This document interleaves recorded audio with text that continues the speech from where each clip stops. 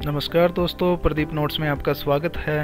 हम स्टार्ट करने के लिए जा रहे हैं क्लास 7th की साइंस का चैप्टर नंबर 4 हीट। दोस्तों, चैप्टर 3 में हमने पढ़ा जो वूलन क्लॉथ्स होते हैं वो हमारे को एनिमल फाइबर से प्राप्त होते हैं। एनिमल फाइबर यानी कि जो हमारे को सीप या गोट से प्राप्त होता है, और जो कॉटन क्लॉथ होते हैं वो प्लांट फाइबर से प्राप्त होते हैं। प्लांट फाइबर यानी कि जो हमारे को कॉटन के प्लांट से प्राप्त होता है।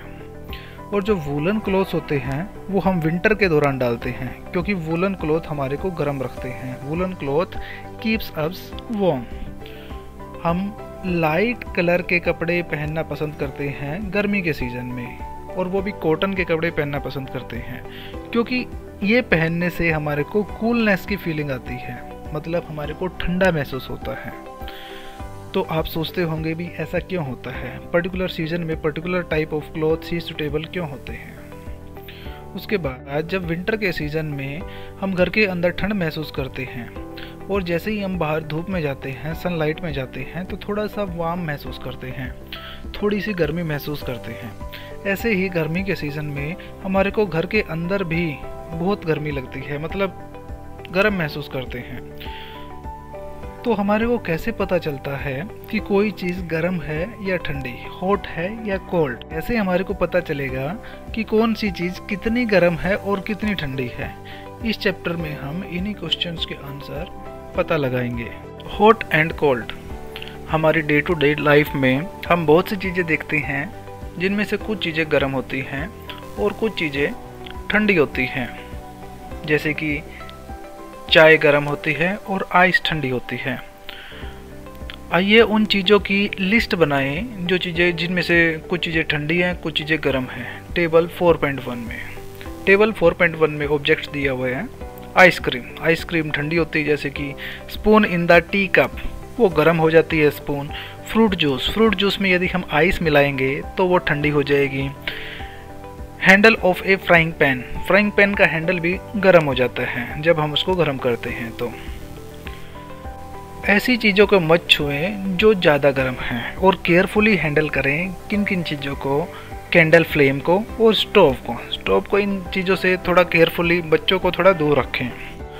हमने देखा कि कुछ ऑब्जेक्ट्स ठंडी हैं जबकि कुछ ऑब्जेक्ट्स गर्म हैं, और कुछ objects are hotter than other. कुछ ऑब्जेक्ट्स दूसरी ऑब्जेक्ट से ज़्यादा गर्म हैं और कुछ ऑब्जेक्ट्स दूसरी ऑब्जेक्ट से ज़्यादा ठंडी हैं। तो ये हम कैसे डिसाइड करते हैं कि दूसरी ऑब्जेक्ट पहली ऑब्जेक्ट से ज़्यादा गर्म है या पहली ऑब्जेक्ट दूसरी ऑब्जेक्ट से ज़्यादा ठंडी है। ओपनली ज़्यादातर केसेस में हम ऑब्जेक्ट को टच करके, ठंडी ऑब्जेक्ट को टच करके या फिर बहुत ज़्यादा गर्म को छोड़कर सिंपल गर्म ऑब्जेक्ट को टच करके हम पता लगाते हैं कि कौन सी ऑब्जेक्ट ज़्यादा गर्म है, कौन सी ऑब्जेक्ट ज़्यादा ठंडी है। बट क्या हमारी सेंस ऑफ टच रिलायबल है? क्या हम अपनी सेंस ऑफ टच पे भरोसा कर सकते हैं? Let us find out. Activity 4.1। दोस्तों, 3 कंटेनर लेंगे, A, B and C. A container में कोल्ड वाटर भरेंगे, बी कंटेनर में हॉट वाटर भरेंगे, और इसमें दोनों का मिक्सचर यानी कि सिंपल वाटर भरेंगे। अब अपने लेफ्ट हैंड को ए कंटेनर में डुबोएंगे और राइट हैंड को बी कंटेनर में डुबोएंगे, और 2-3 मिनट तक इनको डुबो के रखेंगे, ताकि लेफ्ट हैंड ठंडा महसूस करे और राइट हैंड हमारा गर्म पानी में है तो गर्म महसूस करे। अब 2-3 मिनट के बाद दोनों हैंड्स को निकाल कर सी कंटेनर में डुबोएंगे। सी कंटेनर में डुबोएंगे तो हमारे को सी कंटेनर में, जिसमें कि सिंपल वाटर है, जो कि ना कि गर्म है ना ठंडा है, हमारे को कैसा महसूस होगा, हमारी टचिंग सेंस को कैसा महसूस होगा। सी कंटेनर का वाटर लेफ्ट हैंड को, जो कि पहले ठंडे पानी में था, उसको सी का वाटर कंपैरेटिवली गर्म महसूस होगा, और राइट हैंड जो कि गर्म पानी में था, उस हैंड को यह सिंपल वाटर कंपैरेटिवली ठंडा महसूस होगा। तो इस तरह से दोनों हाथ में हम सेम फीलिंग, सेम हॉटनेस या कोल्डनेस की फीलिंग महसूस नहीं करेंगे। यहाँ पे बूजो भी सेम बात बोल रहे हैं, इसलिए हम अपनी सेंस ऑफ टच पे रिलाई नहीं कर सकते, तो ये हमारे को सम टाइम डिसीव कर सकती है। तो हम कैसे पता लगाएंगे कि कोई ऑब्जेक्ट रियली में कितनी गर्म है? A reliable measure of the hotness of an object is its temperature. वो उसका टेम्परेचर होता है, किसी भी चीज़ का कितनी हॉटनेस है वो उसका टेम्परेचर कहलाता है। और किसी भी चीज़ का टेम्परेचर मापने के लिए एक डिवाइस होती है जिसको थर्मामीटर बोलते हैं। Measuring temperature. दोस्तों, क्या आपने एक थर्मामीटर देखा है? याद करो, आपकी फैमिली में किसी को फीवर आया हो और उसको उनके फीवर को मापने के लिए थर्मामीटर का यूज़ किया गया हो। जो थर्मामीटर हमारे बॉडी के टेम्परेचर को मापता है उसको क्लिनिकल थर्मामीटर बोलते हैं, जो क्लिनिक में डॉक्टर यूज़ करते हैं। ऐसे थर्मामीटर को पकड़ें और उसको केयरफुली एग्जामिन करें, केयरफुली देखें। यदि आपके पास कोई थर्मामीटर ऐसा नहीं है तो अपने दोस्त को रिक्वेस्ट करें कि वो आपके साथ शेयर करे ऐसा थर्मामीटर। एक क्लिनिकल थर्मामीटर जो होता है वो एग्जैक्टली ऐसा दिखता है। ये एक long, narrow and uniform glass tube होती है। आप देख पा रहे हैं फिगर में, long, narrow and uniform glass tube. इसमें आगे की तरफ एक बल्ब लगा होता है, बल्ब ऑफ मरकरी। ये आगे ये हिस्सा जो है ये एक बल्ब ऑफ मरकरी होता है, इसके अंदर पारा भरा होता है, मरकरी भरा होता है। और एक शाइनिंग थ्रेड ऑफ मरकरी इस ट्यूब में होता है। यहाँ पे ट्यूब में यहाँ से यहाँ पे एक शाइनिंग थ्रेड ऑफ, एक धागे के समान पतला सा मरकरी की एक लाइन होती है। यदि वो आपको लाइन ना दिखे तो थोड़ा रोटेट करके देखें, थोड़ा इसको घुमाएं तो आपको वो दिख जाएगी लाइन। इस पे आप एक स्केल भी देख पा रहे हैं। इस पे स्केल जो है ये स्केल है, यहाँ पे ये इधर ये स्केल दिख रहा है, स्केल देख पा रहे हैं। तो इसी से हम टेम्परेचर, बॉडी का टेम्परेचर मापते हैं। और ये स्केल्स सेंसियल्स स्केल यूज़ करते हैं जिसको हम डिग्री सेंसियल्स से इंडिकेट करते हैं। बूझो कंफ्यूज है कि दो स्केल जो फिगर 4.2 में दिए गए हैं तो हम कौन सा अडोप्ट करते हैं। तो इंडिया में दोस्तों सेंसियल्स स्केल यूज़ होता है, सेंसियल स्केल, और इसी में हम टेम्परेचर मापते हैं। दूसरा जो स्केल होता है उसको फ़ारेनहाइट स्केल बोलते हैं, फ़ारेनहाइट स्केल। ये 94 से 108 डिग्री सेल्सियस तक रेंज करता है, फ़ारेनहाइट स्केल। इसका चैप्टर के लास्ट में Celsius scale to Fahrenheit scale completely discuss करेंगे। इसका फार्मूला क्या होता है, सेंसियल से फ़ारेनहाइट में कन्वर्ट कैसे करते हैं और इनकी रेंज क्या क्या है। क्लिनिकल थर्मामीटर जो होता है उसकी रेंज होती है 35 से 42 डिग्री सेल्सियस, क्योंकि हमारी बॉडी का टेम्परेचर की जो अप्रोक्सीमेटली रेंज है वो 35 डिग्री से 42 डिग्री सेल्सियस ही होती है। मतलब हमारी बॉडी का टेम्परेचर 42 से ज़्यादा नहीं जाता और 35 से कम नहीं होता। नाउ एक्टिविटी 4.2, रीडिंग ए थर्मामीटर। थर्मामीटर में रीडिंग कैसे लेते हैं, उसको कैसे यूज़ करते हैं, आइए देखते हैं। थर्मामीटर पे जो दोस्तों स्केल होता है, स्केल में 2 बिगेस्ट मार्क को नोटिस करें। ये मान लीजिए थर्मामीटर का स्केल है, इसमें 2 बिगेस्ट मार्क ये हैं। उन 2 बिगेस्ट मार्क को हम सपोज करते हैं 1 डिग्रीज। मान लीजिए 35 डिग्री है, ये 36 डिग्री है। और अब उसके बीच में 5 डिवीज़न को नोटिस करें। 5 डिवीज़न यानी कि 1 2 3 4, 1 2 3 4 5 डिवीज़न को नोटिस करें। ये 5 डिवीज़न 0.2 डिग्री सेल्सियस को डिनोट करेंगे। यहाँ से यहाँ तक 35.2, 35.4, 6, 8 एंड ये 36 डिग्री सेल्सियस। ऐसे इसका स्केल को हम रीड करेंगे। अभी थर्मामीटर को वॉश करेंगे एक एंटीसेप्टिक सॉल्यूशन से और उसको फर्मली पकड़ के, अच्छे से पकड़ के उसको give it a few jerk, उसको कुछ झटके देंगे, उसको ऐसे झटकाएंगे। उसको झटकाने से क्या होएगा, जो उसका मरकरी का लेवल है वो डाउन चला जाएगा। उसको क्लिनिकल थर्मामीटर को आपने देखा होगा, डॉक्टर लोग ऐसे झाड़ते हैं, झटकाते हैं, उसको जर्क देते हैं, तो उससे उसका मरकरी का लेवल डाउन चला जाता है और इंश्योर करे कि उसका मरकरी का लेवल 35 डिग्री सेल्सियस से नीचे चला गया है। अभी उसके बल्ब को, अभी थर्मामीटर के बल्ब को अपनी जीभ के नीचे रखेंगे और 1 मिनट बाद उसको बाहर निकाल के उसकी रीडिंग चेक करेंगे स्केल से। जो उसके ऊपर स्केल लगा होता है उसमें उसकी रीडिंग देखेंगे। ये आपके बॉडी का टेम्परेचर होगा और ये टेम्परेचर हमेशा ही डिग्री सेल्सियस में मापा जाता है। नॉर्मली ह्यूमन बॉडी का टेम्परेचर 37 डिग्री सेल्सियस होता है, 37 डिग्री सेल्सियस। अभी पहेली ने अपनी बॉडी का टेम्परेचर मेजर किया और उसकी बॉडी का टेम्परेचर एग्जैक्टली 37 डिग्री सेल्सियस नहीं था, तो वो वरिड हो गई। भी आइए उसको एश्योर करते हैं, पहेली को एश्योर करते हैं कि इसमें नथिंग टू वरी है। 37 पॉइंट समथिंग भी हो सकता है और 37 से कुछ नीचे भी टेम्परेचर हो सकता है। एक्टिविटी 4.3, पहले ये ब्लू बॉक्स, ये पिंक बॉक्स, इसमें देख लेते हैं प्रिकॉशंस।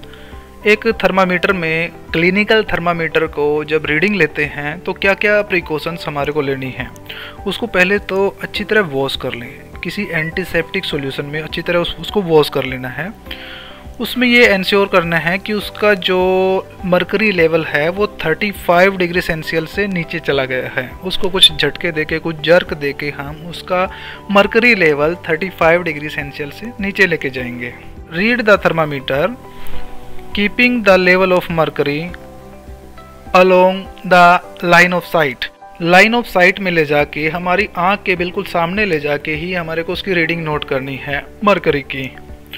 उसके बाद इसको केयरफुली हैंडल करना है। किसी हार्ड ऑब्जेक्ट से यदि ये टकराएगा, जर्क देते हुए, झटका देते हुए टकराएगा तो ये टूट सकता है। और रीडिंग लेते हुए थर्मामीटर को बल्ब की साइड से नहीं पकड़ना, दूसरी साइड से पकड़ना है। एटलीस्ट 10 दोस्तों के बॉडी टेम्परेचर को मेजर करें और इस टेबल में फिल करेंगे। क्या सभी का बॉडी टेम्परेचर 37 डिग्री सेल्सियस है? नहीं दोस्तों, सभी का बॉडी टेम्परेचर 37 डिग्री सेल्सियस नहीं होगा। किसी का स्लाइटली हायर होगा, किसी का स्लाइटली लोअर होगा।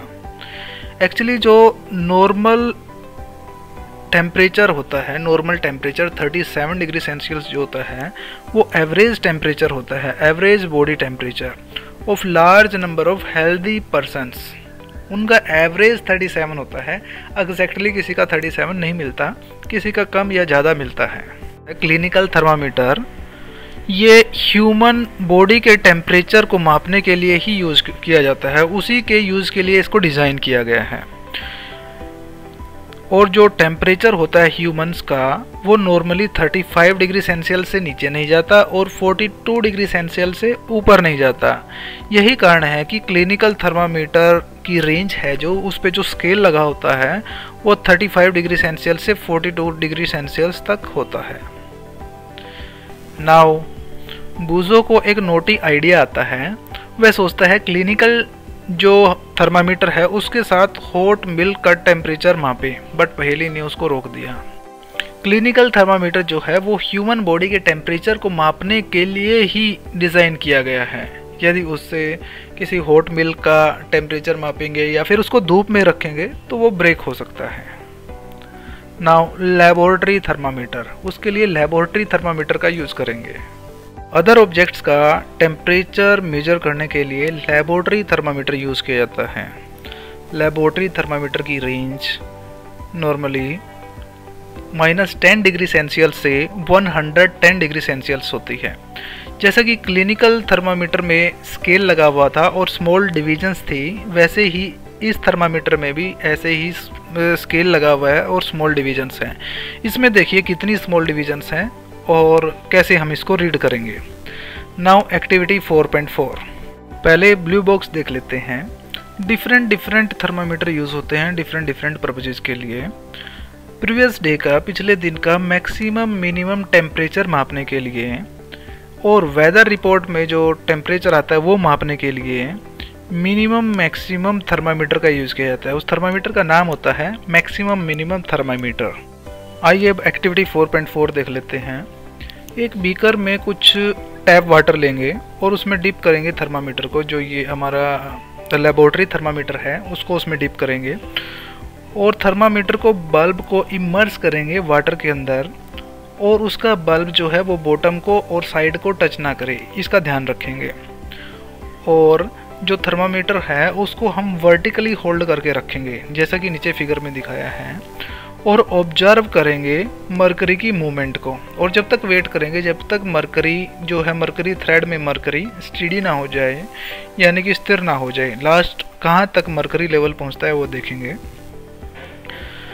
Note the reading. अभी रीडिंग नोट करेंगे एंड ये देखेंगे भाई ये ही हमारे वाटर का टेम्परेचर है। इसके लिए प्रिकॉशंस क्या क्या रखेंगे वो देखते हैं।